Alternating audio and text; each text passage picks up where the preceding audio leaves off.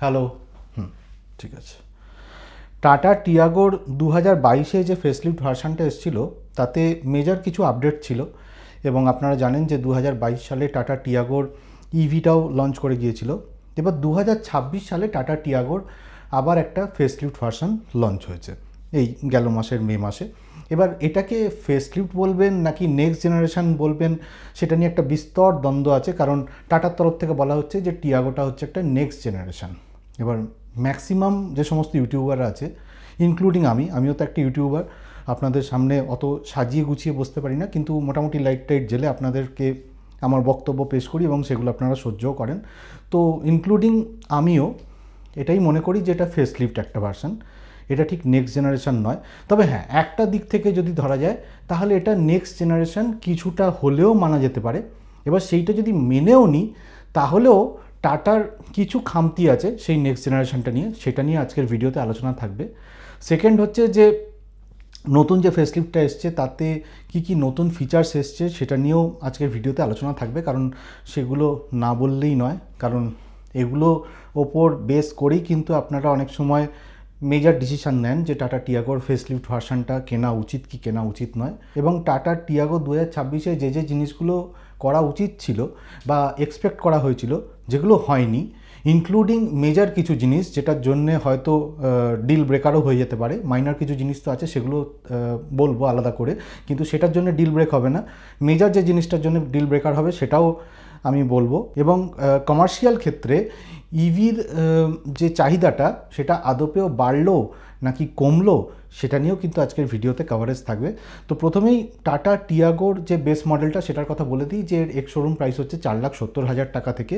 এবার variant wise আলোচনা করব না, আমি এটুকুনি বলবো যে বেস মডেল যেটা আছে সেটা থেকেই কিন্তু সেফটির ওপরে যথেষ্ট নজর দেওয়া হয়েছে। এতে 6 এয়ারব্যাগস এসে গেছে, এবিএস এসে গেছে, রিয়ার পার্কিং সেন্সার এসে গেছে, 360 ডিগ্রি ক্যামেরা এসে গেছে। আচ্ছা, 360 ডিগ্রি ক্যামেরাটা অবশ্য বেস মডেলে নেই, এদের যে ক্রিয়েটিভটা আছে, ক্রিয়েটিভ যে ভেরিয়েন্টটা আছে, মডেল বলবো না, ভেরিয়েন্ট বলাই ভালো, কারণ দিল্লিতে লোকজন মডেল বললে কোন ইয়ারে ম্যানুফ্যাকচার হয়েছে বা কোন ইয়ারে কিনেছেন সেটা বোঝাতে চায় আর কি। তো যাই হোক, ক্রিয়েটিভ যে ভেরিয়েন্টটা আছে যেটার এক্স শোরুম প্রাইস 7 লাখ টাকার মতো, সেটাতে 360 ডিগ্রি ক্যামেরা এসে গেছে। তো এই সমস্ত পজিটিভ ফিচার্সগুলো তো এসছে। তার সাথে সাথে এদের যে ফ্রন্ট সিটটা আছে সেই ফ্রন্ট সিটটাও কিন্তু থাই সাপোর্ট এসে গেছে, মানে ফ্রন্ট সিটটা এমনভাবে ডিজাইন করা হয়েছে যে থাই সাপোর্ট রয়েছে। এবার আরও কিছু মেজর জিনিস এসছে, যেমন এদের সিএনজির সাথে এএমটি এসে গেছে এবং সিএনজি অটোমেটিকে এদের প্যাডেল শিফটার এসে গেছে। টাটা পাঞ্চ যে গাড়িটা আছে সেটা তো টপ ভেরিয়েন্টে প্যাডেল শিফটার আসে, কিন্তু এর সব কটা ভেরিয়েন্টেই প্যাডেল শিফটার এসে গেছে। তো ডেফিনেটলি এগুলো মানুষ এক্সপেক্ট করেছিল বা মানুষের আজকের ডেটে রিকোয়ারমেন্ট আছে, সেই জন্যে এগুলোকে ইনকর্পোরেট করা হয়েছে গাড়িতে।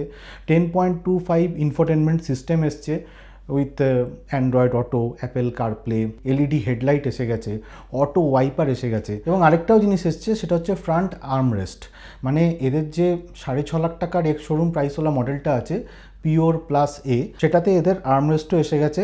এবার এই আর্মরেস্টটা কিন্তু আপনি যদি i10 নিওস দেখেন, মানে এর সমগোত্রীয় যে সমস্ত গাড়িগুলো আছে যেমন মারুতি সুইফট গাড়ি কিংবা i10 নিওস, এদেরও কিন্তু টপ ভেরিয়েন্টে ফ্রন্ট আর্মরেস্ট পাওয়া যায় না। ইনফ্যাক্ট ব্যালেনোর যে টপ ভেরিয়েন্ট আছে তাতে ফ্রন্ট আর্মরেস্ট আছে। এবার এই ফ্রন্ট আর্মরেস্টটা কেন দরকার হয়, যখন লং জার্নি করবে তখন যাতে হাতটা যাতে একটু রেস্ট করে রাখতে পারে, তো সেই জন্যই ফ্রন্ট আর্মরেস্ট রাখা হয়েছে। তো এগুলো হচ্ছে পজিটিভ দিক। এবার এই যে নেগেটিভ দিক যেগুলো আছে সেগুলো কিন্তু খুব একটা ডিল ব্রেকার নয়, কিন্তু সেগুলো যদি আমি আলোচনা না করি তাহলে আপনার মনে হবে যে আমি হয়তো টাটা টিয়াগোর নেগেটিভ সম্পর্কে কিছু বললাম না যেগুলো আমার বলা উচিত ছিল। যেমন এতে ক্রুজ কন্ট্রোল নেই, মানে সিএনজি এএমটি যেটা আছে তাতে কিন্তু ক্রুজ কন্ট্রোল ফিচারটা নেই। আবার এদের যে টিপিএমএস সেন্সার সেটা গাড়িতে নেই। 60:40 যে স্প্লিট সিট ফিচারটা আছে সেটা এই গাড়িতে নেই। সিএনজির যে ভেরিয়েন্টগুলো আছে তাতে কোনো পার্সেল ট্রে নেই পেছন দিকে, অ্যাডজাস্টেবল হেড রেস্ট নেই, ফ্রন্ট কিংবা রিয়ার যাই বলুন না কেন সেই সিটে কিন্তু অ্যাডজাস্টেবল হেডরেস্ট নেই। তো এই সমস্ত জিনিসগুলো নতুন যে টাটা টিয়াগো আছে তার মধ্যে নেই। আবার আগের যে টাটা টিয়াগোর মডেলগুলোতে 1.2 লিটারের 3 সিলিন্ডার পেট্রোল ইঞ্জিন আছে, এই নতুন যে গাড়িটা আছে তাতেও কিন্তু 1.2 লিটারের 3 সিলিন্ডার পেট্রোল ইঞ্জিনই আছে। কিন্তু এই যে ফিচার্সগুলো নেই বা কোনো ফেসিলিটি দেয়া হয়নি গাড়িতে, সেটার জন্য কিন্তু আপনি কিনতে পিছপা হবেন না। কিন্তু যে জিনিসটার জন্যে আপনি পিছপা হতে পারেন বা পিছপা হতে পারেন যাই বলুন না কেন, সেটার আগে আমি বলে নিই যে এদের যে প্ল্যাটফর্মটা সেটা সম্পর্কে। ওদের যে পুরনো টাটা টিয়াগোটা ছিল, মানে টাটার যে পুরনো টিয়াগো গাড়িটা ছিল, সেটা কিন্তু XO প্ল্যাটফর্মের ওপর বেস করে তৈরি হয়েছে। এবার নতুন যে টাটা টিয়াগোটা আছে সেটা কিন্তু প্ল্যাটফর্মে কোনো চেঞ্জ হয়নি। মানে আপনাকে অনেকে বলবে যে প্ল্যাটফর্ম চেঞ্জ হয়েছে, কিন্তু প্ল্যাটফর্ম চেঞ্জ হয়নি।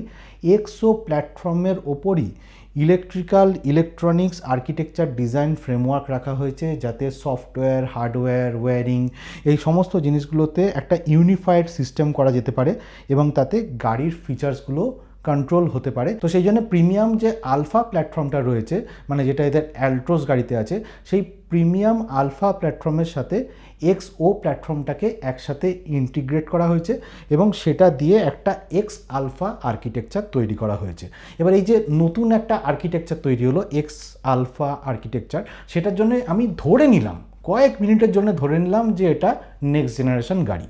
এবার একটা নেক্সট জেনারেশন গাড়ি যদি হয়, তাহলে বেসিক্যালি তো ইঞ্জিনে কোনো চেঞ্জ হয়নি, ট্রান্সমিশনে কোনো চেঞ্জ হয়নি। তো দেখে নেওয়া যাক যে ডাইমেনশনসে কী চেঞ্জ হয়েছে। টাটা টিয়াগোর যে 2022-এর মডেলটা আর টাটা টিয়াগোর যে 2026-এর নতুন মডেলটা আছে, সেটাকে যদি পাশাপাশি রাখা হয়, তাহলে দেখা যাবে যে 2022-এর যে টাটা টিয়াগোটা আছে তার যে লেন্থটা সেটা হচ্ছে 3765 মিলিমিটার, আর 2026-এর টাটা টিয়াগোটা 3813 মিলিমিটারের মতো। হুইড হচ্ছে 2022-এরটা 1677 মিলিমিটার, 2026-এরটা 1684 মিলিমিটার।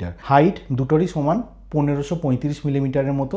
আর এতে যে হুইল বেস আছে দুটো গাড়িরই, মানে পুরনো মডেলটা এবং নতুন মডেলটা দুটোরই কিন্তু 2400 মিলিমিটারের মতো। অর্থাৎ আপনি যদি কম্পারেটিভ একটা স্টাডি করেন, তাহলে দেখবেন যে দুটো গাড়ির লেন্থের মধ্যে, মানে নতুন যে টাটা টিয়াগোটা আছে সেটার লেন্থ হচ্ছে 48 মিলিমিটারের মতো বেশি।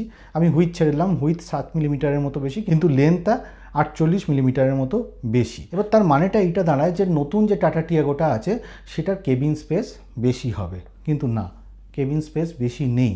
কারণ এই যে লেন্থটা বেড়েছে না 48 মিলিমিটারের মতো, এটা শুধুমাত্র ফ্রন্ট যে গ্রিল আছে, কিংবা ফ্রন্টের যে বাম্পারটা আছে, রিয়ার বাম্পার আছে, কিংবা যে এলইডি হেডলাইটটা আছে, সেটা এমনভাবে ডিজাইন করা হয়েছে যাতে এই 48 মিলিমিটারের মতো লেন্থ বেশি হয়ে যায়। এবার এই 48 মিলিমিটারের মতো লেন্থ বেশি হয়ে যাওয়ার জন্যে একটা অদ্ভুত কাণ্ড হয়েছে। সেটা হচ্ছে গ্র্যান্ড আই10 যে নিয়স গাড়িটা আছে সেটার লেন্থের সাথে এই টাটা টিয়াগো গাড়িটা অলমোস্ট সেম হয়ে গেছে। মানে আমরা একবার দেখে নিই গ্র্যান্ড আই10 নিয়সের সাথে এর ডাইমেনশনের কম্প্যারিজনটা। টাটা টিয়াগোর length, width, height, wheelbase আপনারা তো দেখতেই পাচ্ছেন। আই10 নিয়সের লেন্থ হচ্ছে 3815 মিলিমিটার, অর্থাৎ 2 মিলিমিটারের মতো বেশি। উইথ অলমোস্ট সেম 1680 মিলিমিটারের মতো। হাইটে 1520 মিলিমিটার, অর্থাৎ টাটা টিয়াগোর নতুন মডেলটার থেকে 15 মিলিমিটার কম। এবং আই10-এর যে হুইল বেসটা আছে সেটা 2450 মিলিমিটারের মতো বেশি, অর্থাৎ হুইল বেসটা টাটা টিয়াগোর থেকে 50 মিলিমিটার বেশি।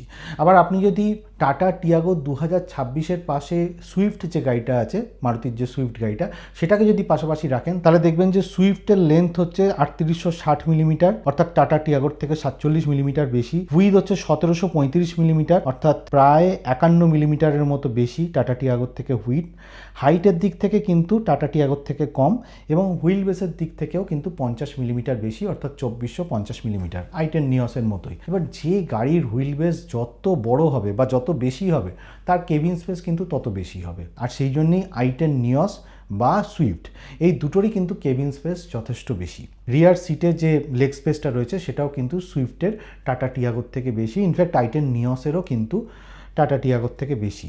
আবার আপনি যদি হুইথের দিক থেকে দেখেন, তাহলে দেখবেন যে সুইফট গাড়ির হুইথ কিন্তু টাটা টিয়াগোর থেকে বেশি। আর সেই জন্যে তিনজন যদি পেছনে বসে সুইফটের ক্ষেত্রে, তাহলে কিন্তু ওদের শোল্ডার ব্রাশ হয় না, তিনজন কমফোর্টেবলি বসতে পারে। কিন্তু টাটা টিয়াগোর ক্ষেত্রে অন্যরকম কেস।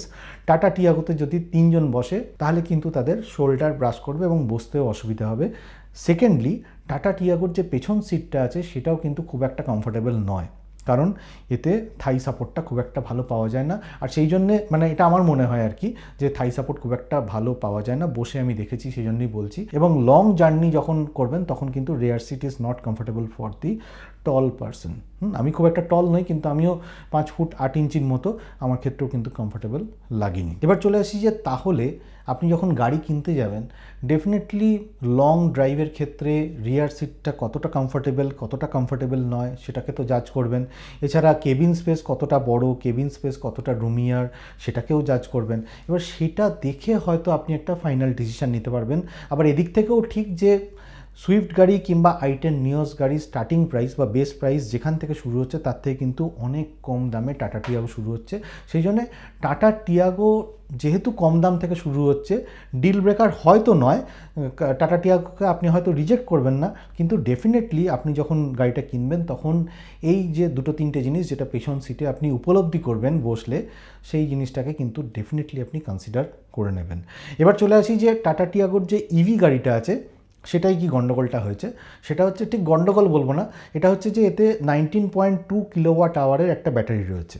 এছাড়া আরেকটা ভেরিয়েন্ট রয়েছে যাতে 24 কিলোওয়াট আওয়ারের একটা ব্যাটারি রয়েছে। আবার 19.2 কিলোওয়াট আওয়ার ব্যাটারিটার ক্ষেত্রে 8 ইয়ার্স কিংবা 1,60,000 কিলোমিটার অবধি ব্যাটারি ওয়ারেন্টি দেওয়া হয়েছে। আবার যে 24 কিলোওয়াট আওয়ারের যে ব্যাটারিটা রয়েছে, যে ব্যাটারিওয়ালা গাড়িটা রয়েছে, তাতে 15 ইয়ার্সের একটা ওয়ারেন্টি দেওয়া হয়েছে।